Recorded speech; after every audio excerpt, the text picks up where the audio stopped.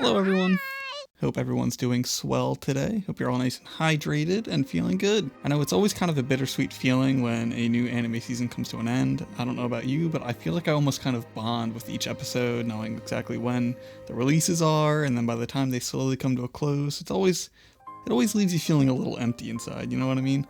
Not necessarily a bad way, but I'm just kind of yearning for the next season now.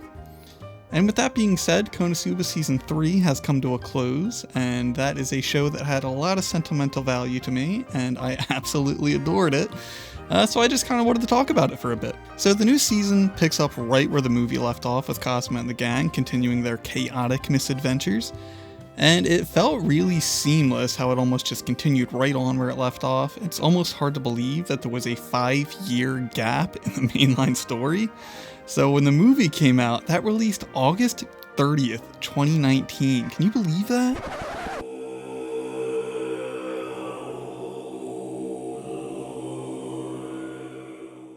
'19. And then we didn't get any news about any continuation. Now look, I'm not saying that the lack of Konosuba news caused COVID. I'm just saying it's a little suspicious, you know? But anyway, out of the 17 volumes that were in the light novel, they continued on with 2 more of them, being Volume 6, which is the Iris Castle arc, in which Cosmo gets to live in the castle and just kind of annoys everyone until he's eventually kicked out, and then starts making gambles that he can't really complete. And then we also have Volume 7, which was the Darkness marriage arc, by which Darkness was kind of weirdly coerced into a marriage with Aldarp, who is just a disgusting old man and also a mix between a bear and a pig.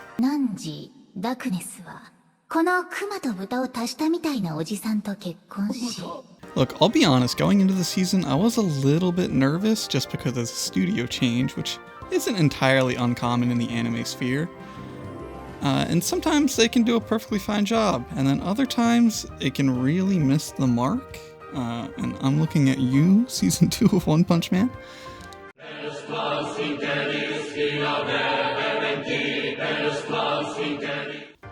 But in this case, the first 2 seasons were handled by Studio Dean, and they have a pretty extensive track record, so I don't really think they have much to prove. I mean, they did Hetalia Axis Powers, after all.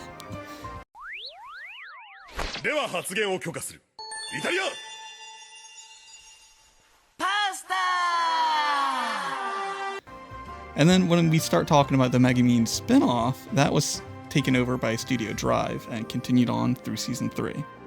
But the issue, though, is that when you look at the titles that they have under their belt, there is none. They haven't really done much of anything. So it's kind of hard to know what we should have expected. Aside from the Megumin spin-off, which I do think they did a fine enough job, but it did really leave me feeling slightly unsatisfied. But I don't think that's necessarily their fault. I think that's also just because that source material just wasn't quite as fun without, the rest of the gang. Though, now that it's all said and done, I can say that I think they did an excellent job with Season 3. So I kind of just wanted to get into it now. When we're talking about the characters, they went back to basics. We have our 4 main characters in the gang kind of fighting over who can be the ultimate wild card. The group dynamic was as dysfunctional and chaotic as I remember. And it's been a while since I read the light novel, but I totally forgot about Aqua spending all of her money on an egg, and that absolutely killed me. I also think that it was nice to see Darkness getting a lot more of a spotlight and focus as the season continued, especially since coming off of where we left off, it was a lot more Megumin focused. The humor is probably one of the areas that had me the most nervous, just because of the studio change. The spin-off, like I said, I thought that it was good, but the humor didn't hit quite as hard. But once we saw that group together again, all my worries melted away. There are so many shows that I can say that I find humorous or amusing, but it just, none quite hit that mark just the same as Konosuba does. It just continues to break that barrier for me, and I think Studio Drive absolutely nailed the tone in all the right places. When it comes to the animation and art style, I think that Konosuba has a very particular style, especially with the stretchiness and the wackiness and goofiness of it all. And I do think that the previous seasons in the movie had a lot more use of that beautiful Sakuga that we all know and love. and also some of that like stretchiness and weirdness within the animation. But that's not to say that they didn't do a good job. I don't think that the lack of those qualities necessarily mean that it was bad.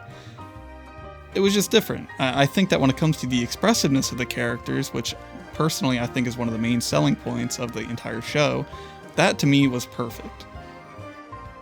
And I mean, there also were some moments where the animation had its own time to shine. I mean, when you look at the castle invasion with Kazuma and also like the final Hydra fight, I thought those were done perfectly fine. It's just, it felt to me like there was a lot more focus on the creativity and also the character interactions, and I thought like the voice acting was superb. I mean, it sort of accompanies it all like super well.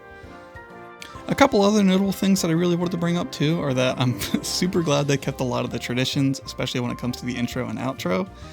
Had Machiko not sung the intro, I don't think that would have been like a deal breaker or anything, but it probably would have been like, you know, at least a little disappointing. I thought the continuation of having an animated story during the OP was still just as fun as it always is. The outro is usually sung by the voice actors, and them keeping that detail in I also really loved. And this time they actually doubled down by giving us the story in the gang finding a giant tadpole as the story in the background of the outro, which you don't usually get to see. And I thought that story was almost more fun than the intro. I don't know, just watching how they each interacted with the tadpole I thought was a lot of fun. And then how it all sort of just, you know, backfires in the end was perfect. So I can sing the show's praises till the moon comes home, but if I'm being absolutely honest, the past couple arcs weren't exactly my favorite from the source material, but it does seem like the reception for the season was really good. And part of the reason why I wanted to make this video to begin with was, for one, to express how much I absolutely enjoyed it, and also I just wanted to open up a dialogue for, and I'm sure other fans could also agree with this, that we'd love to see continue. Like I said before, there are 17 volumes for this series, and we're only 7 in so far, so it really only scratches the surface of what the show has to offer. And without spoiling anything, there are so many moments later on in the story that I think make it so worth it to animate. I would love to see them. It gets so funny, and I wish that I could talk about it, but I really don't want to spoil anything for anybody. So overall, I thought Konosuba Season 3 was an absolute blast. It was everything that I hoped for and more. And if you watched and made it this far, please tell me what some of your favorite moments are. I'd love to read them in the comments, and we can, you know, connect over a mutual appreciation of these lovable losers. Though I really do hope that they make more seasons. I guess we'll just have to wait and see, though. And if you also enjoyed the video, feel free to like and subscribe. I'm still kind of fairly new to YouTube, and I'm sort of just figuring out as I go what I want to create and sort of where I belong. But a goal that I sort of have is that I really would like to see this channel get monetized.